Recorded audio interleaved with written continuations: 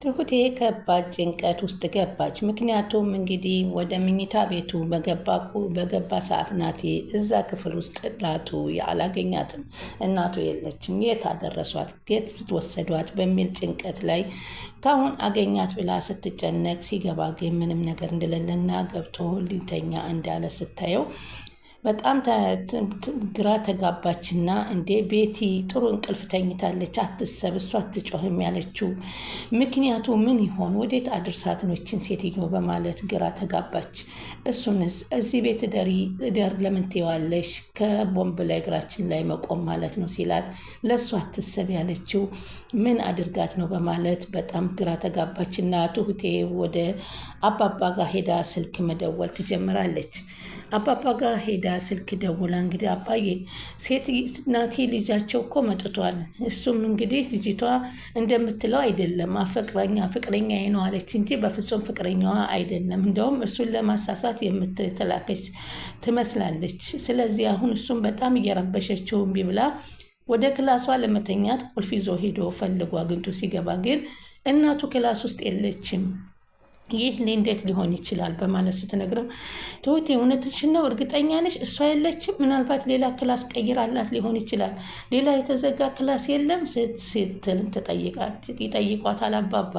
ኧረ አባባ ምንም አይነት ሌላ ክላስ የተዘጋ ክላስ የለም። እነሱ መኝታ ቤት፣ የኔ መኝታ ቤት እና ያ የእሷ መኝታ ቤት ብቻ ነው ያለው ስትል ትነግራቸዋለች። ይሄንማ ማጣራት ይኖርብናል። እሱ ምንድን ነው ልጁ የሚፈልግ? ይኸው እውነታውን መናገር አለብን። እውነታውን ተናግረን ሴትየዋን የት እንዳደረሷት እና ንብረቱ እንዴት እንደሆነ መታወቅ አለበት በማለት አባባም ቁርጥ ሀሳባቸውን ያዙ። ከዛም እንግዲህ ናቲ እንግዲህ እንደገባ መጀመሪያ ትሁትን ሲያያት መልካም ነች እዚህ ቤት የገባች ስትል፣ አዎ መልካም ልጅ ነች፣ ጥሩ ሰው ነች አለችው። ጥሩ ነው፣ ያንቺም ነገር ይበረታታል። ሰራተኛን በአሁኑ ሰዓት ጥሩ ናት ብለሽ ሰራተኛ ብቻ አሰሪዎችም ሲያማረሩ ስለምንሰማ፣ አንቺ ግን ትሁትን ጥሩ ናት ስላልሽ አለችው። እሱን ተወውና ስራ እንዴት ነው ስትል ትጠይቀው ነበር። ጥሩ ነው አላት። አንተ በጣም ጎበዝ ነህ። ከአባትህ ትከሻ ላይ ሳትንጠለጠል ብዙ ነገሮችን አድርገሃል። የእሱ ትከሻ እኮ ጎብጧል አላት። ምን እንኳን እኔ ተጨምሬበት አይችልም አለች። አይ አሽሙር ነው አለችው። አይ አለ ነው ወይንስ ላብራራልሽ? በግልጽ ብትነግረኝ አልጠላም ነበር ያለችው። አቶ ገዙ እንግዲህ ራሱን ወልዶ የሚያደርሳትን ልጅ ነው ያገባው አለች። ስለዚህ የእሱ ብዙ ወጪ አለበት፣ የኔን አይችልም አላት። በጣም ተናደደች። ምክንያቱም እሷ ያላቻ ጋብቻ ገንዘብ ፈልጋ እንደገባች ሚስጥሩን ነገራት። በጣም ተበሳጭታለች፣ ተናዳለች በዚህ ሰዓት። እሷ ግን እኔ ይመስለኛል እናቲቱን ደብቃ ልትደራደርበት ነው። ምክንያቱም እሱ አያፈቅራትም፣ እሱ ያፈቅራታል። ግን እሱ በእናቱ በመጣ ነገር በፈለገው ነገር ሊመጣ የሚመጣውን እሺ ይለኛል በሚል እንግዲህ እናቲቱን አሸሽታት እንግዲህ ደብቃ እናትህን ልታገኝ ከፈለክ እኔን እሺ በለኝ፣ ንብረቱ ደግሞ በእኔ ገንዘቡ ዙሯ ስትለው እንዴት ነው የእናቴ ንብረት ባንቺ የሚዞረው በማለት ያፋጠጣታል። ያኮ ወዶ ፈቅዶ ነው የሰጠኝ እንጂ ያላስገደድኩትም፣ አባትህ ነው ያዞረልኝ። ሚስቱ አይደለሁም እንዴ? ለክፉም ለደጉም እኔ አሁን ልጅ በወልድለት ለልጅ ሀብታችን ይሆናል። ታዲያ ሲሞት አይደርስም ነበር እንዴ? ሰውየው ሳይሞት እንዴት ነው በቆምሽ ውርስ የምትወረሽው? ደግሞ እኛን አይደርሰንም እንዴ? እኛ ልጅ አይደለንም በማለት ያፋጣታል። እንግዲህ እሷም ቀጣዩን ትቀጥላለች። ሰላም ወደ ቻናሌ ተከታታዩ ሰላማችሁ በያላችሁበት ይብዛልኝ። ሰላም ለቻናሌ አዲስ የሆናችሁ ሰብስክራይብ ያደረጋችሁ ያበረታቱኝ። ትሁት ቀጣይ ፓርት ደርሰናል። እንግዲህ ትሁት በጣም እያጓጓ የመጣ ነው። አሁን ትሁት እንግዲህ ወደ እህቷ ወጣ ብላ ደውላ ስልክ እህቴ እንዴት ነሽ? ደህና ነሽ? አሁን እየረሳን ይመስለናል። ተመስገን፣ አይዞሽ፣ ወደ አካባቢሽ ልጄን ይዘሽ ትመለሻለች። ስለምትመለሺ ተረጋጊ በማለት እንግዲህ እህቷን አረጋግታታለች ማለት ነው። በቀጣይ የትሁት የዚህን የናቲ መምጣት በጣም ነበረ ያስደነገጣት። ለምን እንደደነገጠች ባያውቅም መደሰት ነበረባት። ግን ለምን እንደደነገጠች ባናቅም እንግዲህ የዚህ ሴትዮ ሰዓቷ ደረሰላት ብላ ያሰበች ትመስላለች። እና እንግዲህ ናቲ እንዲሄድ እየተነሳ አትሄድም፣ ለምን ትሄዳለህ? የአባት ቤት እኮ ነው፣ ማደር ይገባሃል እያለች ያለችው ነገር ለባልየውም ግራ ገብቶታል። እና በእነዚህ ሁለት መካከሎች አንድ ነገር የሚፈጸምብኝ ነገር አለ ማለት ነው በማለት አባትም እየተጠራጠራት ነው። እንዲሁም ከመጠራጠር አልፎ ትሁቴን አንቺ ተጠንቀቂ፣ ሁለቱን እያለች ነው። እንግዲህ ትሁት እቺ ሴት የት ሄደች ብላ በጣም ነው እንትን እየተበሳጨች ያለችው። ምክንያቱም ሳይካትሪክ አምጥታ ልታስረዳ፣ እርዳታ ልትሰጣት፣ ልታጣጥባት፣ ልታለብሳት፣ ሁሉን ነገር ልታደርግላት ቀን ስጭኝና አገናኝሻለሁ ያለቻት ነገር ሁሉ ገደል ገባቢ ብላ በጣም ተበሳጨች። እንግዲህ እና እዚህ አንቺ እናንተና እኔ ስለ አንዳንድ ነገር እናውራ ስትል ናቲን ትጠይቀዋለች። እንዴ አንቺና እኔ ምን እኩያችን ስላላገባሽ ብዙ የሚጎልሽ ነገር አለና ግን እንደ ገንዘብ መርጠሽ አግብተሻል። ስለዚህ ምን ፈልገሽ ነው ከኔ ጋር የምትነጋገሪ በማለት ነበር ናቲ የመለሰላት። በጣም ነበር የተናደደችው ቤቲ። እንግዲህ ሻሂ ቁርስ ቡና ያለችው አባትህ አርጅቷል፣ ትልቅ ሰው ሆኗል እና ልጁን ላግባ ማለት ያክል እንደቀረበች በጣም ተረድቷታል። እሱም እባክሽ ገንዘብን መርጠሽ ገብተሻል፣ ገንዘብን እዛው ታቀፊ ሲላት ግን በጣም ነበረ የተበሳጨችው።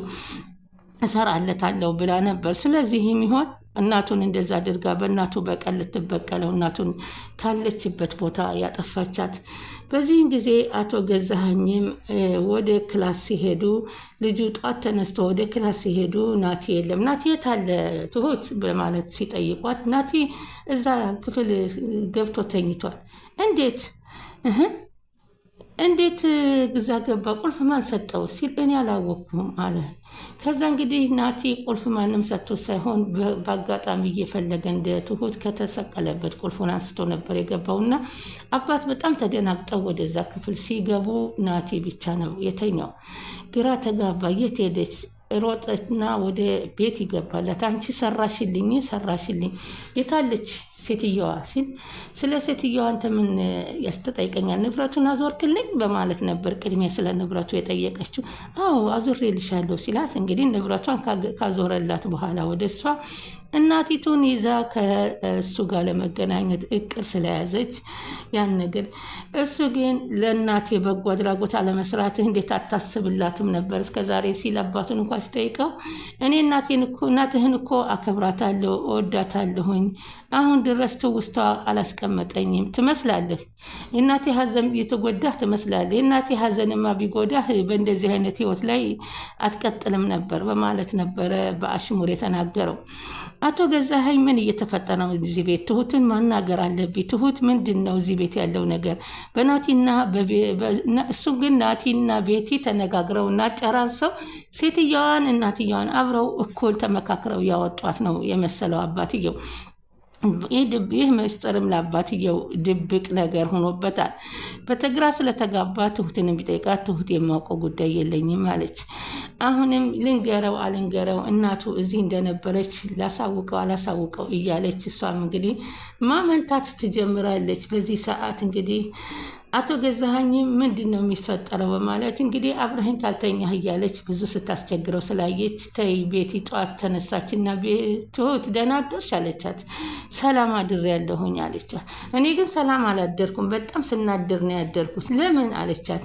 እንዴ ይሄ ናቲ ነው፣ እኔ ናቲን እደር ያልኩት ለራሴ ስለምፈልገው እንዴ ነውር አይደለም እንደ አንቺ እንዴት ነው አባትየውን ይዘሽ ልጅየውን? እኔ እኮ ትላንትና ናቲ በጣም እወደዋለሁ አፈቅረዋለሁ ይመጣልኛል እኮ ስትይ ግራ ተጋብቶ ነበር። እንዴት ነው አባቱን አግብታ ልጁን የምታፈቅረው? በእኛ በባህላችን የሌለ ነገር ስትል እኔ እኮ መጀመሪያም እዚህ ቤት ስራ የገባሁት ትሁቴ አባቱን ፈልጌ ሳይሆን ልጁን ፈልጌ ነው።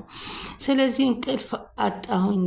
እኔ አንቺ ምንድነሽ? በስንት መከራ አልተኛ ብዬ ወደ ተኛበት ሂዳ ራሱ ስትቀሰቅሰው አንቺ ያመሻል እንዴ? በስንት መከራ አልተኛ ብዬ አባብዬ ያመጣሁትን እንቅልፍ ልታስነጥቢ ነው እንደ መጣሽው? እባክሽ ሂጂ፣ ባልሽን ሳልጠራብሽ ሂጂ እንኳ ቢላት አታደርገውም አለችው። ለምን አላደርገውም? አንቺ ምንድነሽ? ሂጂ፣ ገንዘብ ለምትፈልጊው ሂጂ ከእንጀራ አባቴ እንደ አባቴ እንኳ ቢያንስ አቶ ገዙ ለምን ትላለህ? አባቴ እንኳ አትልም። ምን አይነት ፈጣጣነሽ ግን እንደዚህ ብለሽ ወደ መኝታ ቤት ስትመጪ አታፍሪም? አባዬን እዛ አስተኝተሽ አቶ ገዛኸኝን ስላት አባዬ እንኳ አትልም ቢያንስ አለችው። አልልም፣ በጣም ፈጣጣነሽ፣ በጣም ትገርሚያለሽ፣ ዘር በይልኝ አላት። በተናዳ ስትገባ አቶ ገዛኸኝ አልጋ ላይ ቁጭ ብለው ፍጥ ብለው ሲዋት በስማም አስደነገጥከኝ አለችው። የት ነበርሽ አላት። ውሃ ልጠጣ ስትለው አዎ ጠጣሁ። ምን ነው ላምጣልህ አለች ተደናግጣ። አይ አልፈልግም አሉ። በዚህ ጊዜ ነው አቶ ገዛኸኝ እነዚህ ሰዎች ምን እያደረገች ነች ቤቲ በማለት እንግዲህ ግራ ተጋቡ። ስትል ምን አልሽኝ አለ የተናገረችው መስሏት። አልተናገርኩህም አለች። ምን እየተፈጠረ ነው ያለ? ምን አባቴን የሚሻለኝ? ይህን ሰው የምን ላድርገው? ካልሆነ አቶ ገዙን አንድ ነገር ላድርግና ልጁን ወደ እኔ ላድርግ። ንብረቱን ሲልም አንደኛ ንብረቱ በእኔ ስም ነው የእናቱ ንብረት፣ ሁለተኛ እናቱ የት እንዳለች ማወቅ የሚችለው በእኔ አማካኝነት ነው፣ ሌላ ማንም አያውቅም። ስለዚህ በዚህ መንገድ የኔ ሊሆን ይችላል በሚል ትላለች። ትሁት ራሷ ጋር እየተማጎተ ነበረ። ምንድን ነው ይህን ነገር ልናገር ትላለች። ይህን ነገር ከተናገር ከነሱ በምን ይሻላለሁ? አረ እንቅልፍ አልወስዳት ብሎ በጣም ትጨናነቃለች። እንቅልፍ አልወስደኛል፣ ምን ይሻለኛል? ሴትዮ የት ሄደች? ወይኔ እስከ ዛሬም ቢሆን አባባ ጋር ፖሊስ ይዤ መጥቼ አንድ ነገር አድርጊያት በነበር። ይህን ነገር ለመጨረሻ መናገር አለብኝ በቃ አለችና ከአባባ ጋር ተገናኝተው እንግዲህ ስለ እናቱ ያለውን ታሪክ በሙሉ ነገሩትና እንግዲህ እሱም ንብረቴንም እናቴንም በህይወት መኖሯን አላስ በጣም ደነገጠ። በልተረጋጋና አብረን እኛ ከጎንህ ነን እናፋልግሃለን በማለት እንግዲህ አባባና ናቲና ትሁት አንድ ሆነውባቸዋል ማለት ነው። አሁን እንግዲህ ነገሩ እነሱ እንዳይሸሹ በቀስታ ማድረግ አለብን። እናትህን እኔ በደንብ አይቻታለሁ፣ ስንከባከብልህ ነበረ። አሁን ወዴት እንዳስገባት አላወቅኩም። በህይወት ስላለች ተረጋጋና ፖሊስ ይዘን መጥተን ነገሮችን በሙሉ ማረጋገጥ አለብን ስትለው እኔ እውነትም መልካምነት ገና ስገባ ነበር የታየኝ። ትሁት በጣም ነው የማመሰግን። ይህን ተስፋ ራሱ በህይወት አለች ብለሽ ተስፋ ስትሰጪ በጣም ነው የተደሰትኩት በማለት ናቲ ትሁትን ያመሰግናትና አባባን በቃ ከዚህ በኋላ እኛ ገዛኸኝንና ቤቲን ለፍርድ አቅርበን እስከ መጨረሻ የእናትህን ጉዳይ ከጎን ሆነን ልንከታተል ቃል እንገባልሃለን፣ አይዞህ በርታ ሲሉት እሱም በጣም ደስ አለውና መቋቋም ያቃተውን ነገር በቃ እንደምንም ብዬ ተቋቁሜ እናቴን የማገኝበትን መንገድ ማጣራት አለብኝ ሲል ወሰነ። ትሁትም እንግዲህ ከዚህ በኋላ ወደኋላ ልመለስ የሚል ተመስገን እንግዲህ እያስፈለጋት እንደሆነ ትሁት ሰምታ ነበረ። ሆኖም ግን እዚህ ግቢ ይመጣል ብላ ያልጠረጠረችው ሰውዬ ቤት ግን ሰውየው ራሱ በወንጀል የሚፈለግ ሆኖ አቶ ገዛኸኝ ስታገኘው ከዚህ በኋላ እሱን እያልኩኝ በየእስር ቤት ሊያገኘኝ አይደለ እያለች በጭንቀት ሙታ ቀጣይ ምን ይመጣ ይሆን?